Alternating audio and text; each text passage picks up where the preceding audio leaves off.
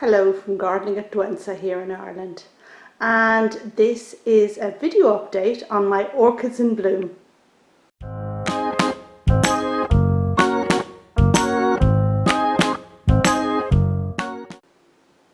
So you're very welcome to this Orchids in Bloom video for the month of May, and it really is quite closely on the tail of the last one I did in April.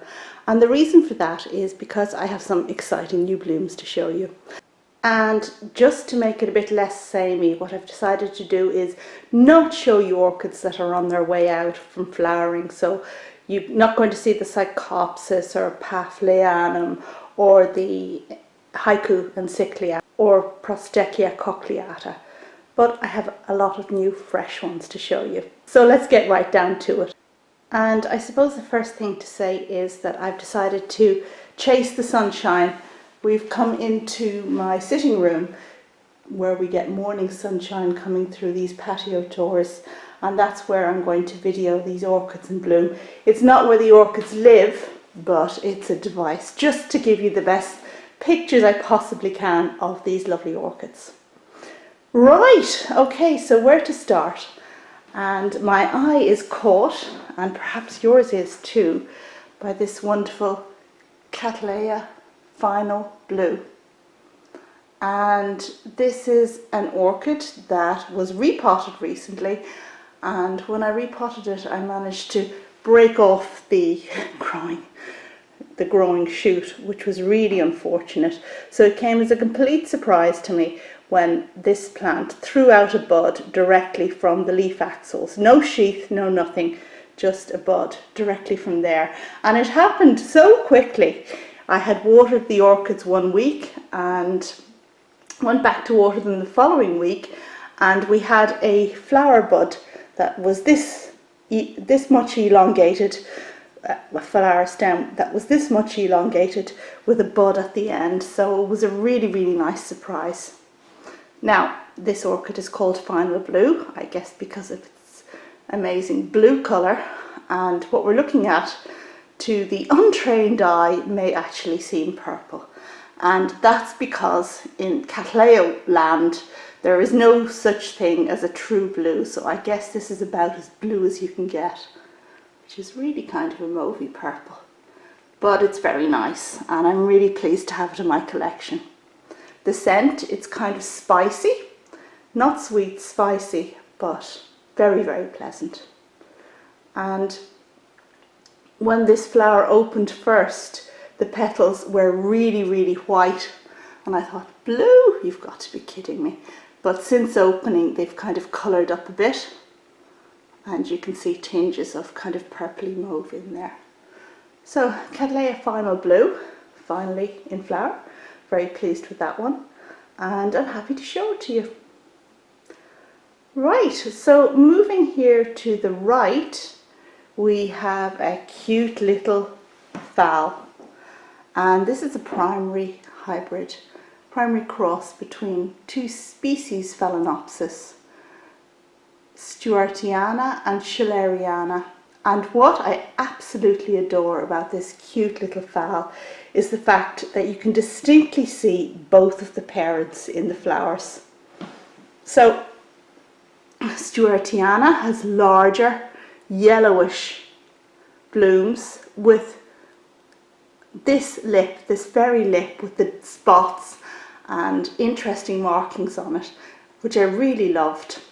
And the other parent, schilleriana, has just pink flowers, and you can see that the petals on this really are pink, but it seems to have retained the lip of the stuartiana. So it has the colour and the size of the schilleriana, yet the lip of the stuartiana, and perhaps some of the petal shape of it as well. Anyway, I'm super pleased with this.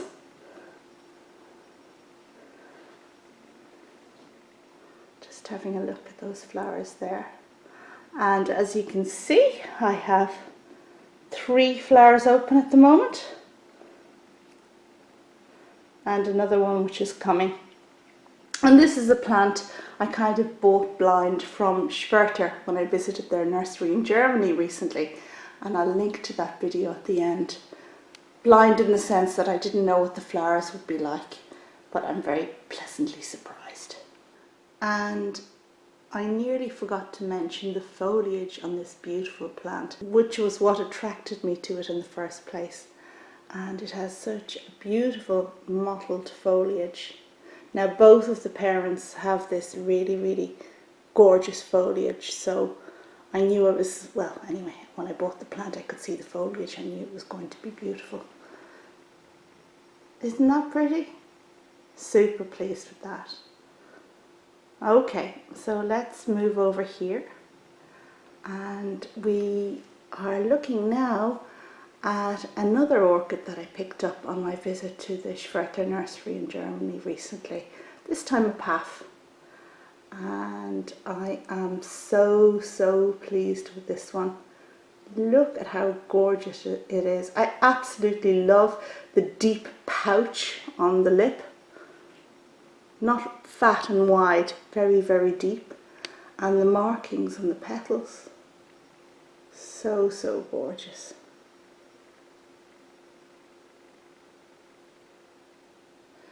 Now again, this is one that I was buying blind in the sense that I didn't know what the flowers would look like, but I bought it for the foliage.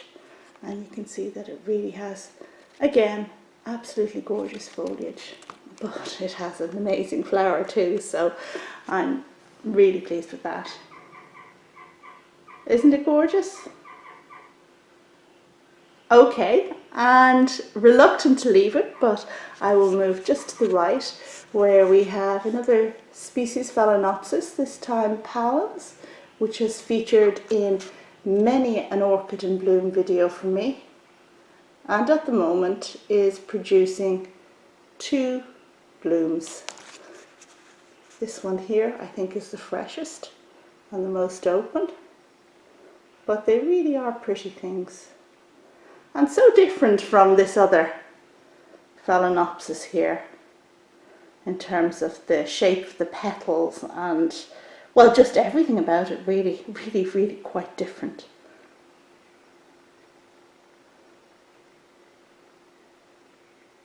Anyway, it's looking good. So moving away from these little plants at the front, I'm moving up here to the right where we have Epidendrum in flower, and it looks better against the wall than if I move over and try and put the window in relief behind it. This is one I've had for a good number of years, and it has really quite interesting flowers. This was in the last Orchids in Bloom video, and yeah, and it's still in flower. And it is flanked by Francis Fox. Now Francis has the most amazing flowers. This is one that was on my wish list for many years before I finally got my hands on it. And in my last Orchids in Bloom video, you will have seen that she had 2 flowers on display in bloom at the same time. And they're from a spike that's at the back there somewhere. Well, I can't see. Yes, there. I think it's there. Look. But they've passed over now, and what we have is this new flower at the front. Now, what happened with all 3 of these Francis Fox flowers is that when they opened first, all the petals spread out in the way that they should, in the way that makes them look most attractive, with this top one right up. And it really looked fantastic.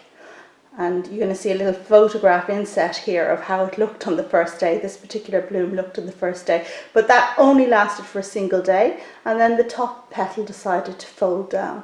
Now I thought first perhaps it was due to lack of humidity, but that's usually accompanied by a kind of browning of the tip of the petal, which isn't evident here. So I'm not quite sure what it's due to, but she's still beautiful, still has this amazing lip. And I think this flower is a bit more pinky than the last ones, which were more orangey. But really nice, and pumping out a beautiful scent, spicy scent as well, here in this room. So I'm really pleased with her. And if we just move over here, we've got Streptocarpus in the background, which I may just show you briefly at the end. But here we have my Masdevallia, which has one spruce flower at the moment, another one going over, and I guess it will continue to put forth a smattering of flowers. This is one that's come up in many orchids in bloom, and I guess we'll be here for many more. Okay, more excitingly, we will now move down to just in front. And we are now looking at this beauty with its green petals and yellow bib. And what I really love about it is the random splotches of purple. So its nose really is quite purple, and then the tip of the beard has this pinky purple note to it. But the petals, these ones here, have random splodges of purple, which isn't echoed on the other side. That's on that particular flower. And then on this flower, it's a bit different because the purple seems to be down here on that petal. So I just love the randomness and quirkiness of this gorgeous plant. Now this was supposed to be a cross with Rene Marquez, and you can see on the screen the name of the two plants that were supposed to have gone into the cross, but I think that this may be just a Rene Marquez from photos I've seen online. And if it is, I'm well pleased, because I lost my Rene Marquez, and well, when I was at Schwerter, if I had seen it there, I would have bought it for sure, rather than this cross. So I think it kind of worked out really well for me. Isn't it lovely? Really pleased with this. It was just so gorgeous when these flowers opened. I thought, oh wow, bonus. Absolutely wonderful. And doing really well. Ooh, I like the way they bob when I turn the plant. Isn't that cool? You can almost pretend that they're outdoors and I'm living somewhere super tropical where the wind is going to take those flowers and make them dance. Okay, so moving to the left, we have the white hybrid Phalaenopsis with no name. That, well, it has been in many a video of mine, and I guess will be in many more. I see that the final buds have opened here, down here, and when the lip opens, there's definitely some yellow in there that kind of fades as the flowers fade. But I've still got good worth in it now. There's still some mileage left. Okay, so now we are looking at my Deperle pink, whose name is going up on the screen. And this one I've had for several years. And well, I made a little video a while back about my Paphs in flower, and if you want to know more about the history of it, you can take a look at that video. But I'm so pleased that this is open now. And if we just go in there, I think it's just so quirky and characteristic. He reminds me of some kind of cartoon character. I have another bud here. And let me see if I can show you his hairy neck, because this is definitely a feature. Look, if you look at this from behind, come in, you can see all the little hairs on the petals there. I love that. It's like a little furry animal or something. Really pleased with that. So it's not very long open. I imagine it'll last for a good while, and I'm very pleased to, well, I'll be very pleased to enjoy the flowers for as long as I possibly can. Okay, I suppose what's left now is some of the recent orchids. I was sent by Inca Orchids in the Netherlands, and this one here is the one called Renaissance, Beallara Renaissance. And it has really beautiful flowers. Now this one reminds me a bit of Beallara Eurostar, which I had years ago and lost. So I always said I would get it again. So well, I think this is possibly prettier because there's more intricacy to the markings on this, in the petals and the redness. There's kind of little dots and inflections which weren't on the Eurostar one. And this one has a glorious scent, really, really lovely scent. I think it's the most scented of all the orchids that we have on the table here at the moment. Super duper. And then having a look at the yellow one, which name going up on the screen, also from Inca Orchids. And this is like a dancing lady type, but with really much bigger flowers than normally are evident on that type of orchid. And this one, really, really pretty. I love how the buds open. Look at that. Take my hand out, put my hand in, I'm not sure what to do. But can you see the kind of dangerous tiger-like markings on the bud? I love them, love them. And then of course it opens and those markings translate into the top part of the plant. But they're definitely a feature before they open. And let us not forget this absolute gem here. Would you look at that? Isn't that fantastic? Very, very pristine, perfect Oncidium flowers. Almost stereotypical in a way. And there's this super fragrance coming from this plant too. This is the plant that's covered in spikes. I've got 4 spikes. So lots of blooms to look forward to as we go forth. Let's come around here and have a look at that again. Now just to let you know that the 4th plant I received from Inca Orchids recently, the sunset one, the Miltonia, the buds blasted on it unfortunately, so I'm just about to repot it, but that's okay. It has new growths and I'm sure it'll do well.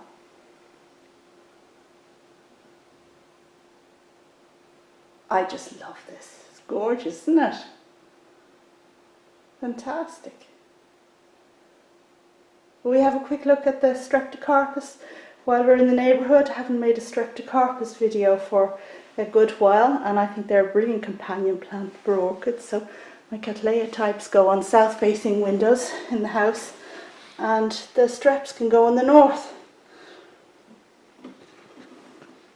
Alright, so this is a Cavalli.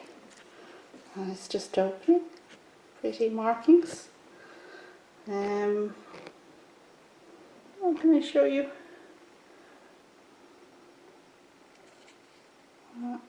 Isn't that a lovely dark colour? And made all the more attractive by the very, very slight white edge to the petals. Now, let me just take you over there and we'll have a look at that white one there, because this is the one that's looking best at the moment.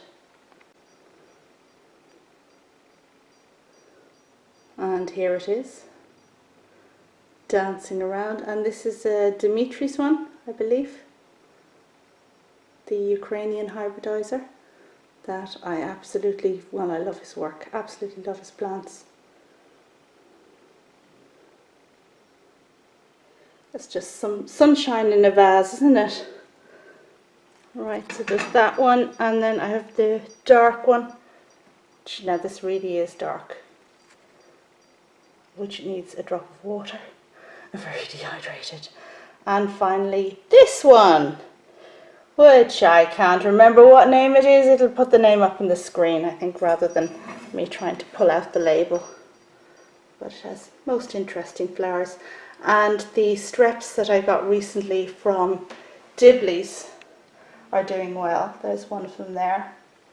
And the other ones are doing well. Unfortunately, I lost the begonia. It just got some kind of mildew and crashed, but so it goes. Okay, so we're back to the front again. And I guess that kind of brings me to the end of this May Orchids in Bloom video, which I hope you enjoyed. If so, give it a thumbs up, and well, please feel free to jot any comments down below and I'll get to them as soon as I can. Thanks very much for watching as always, and bye for now.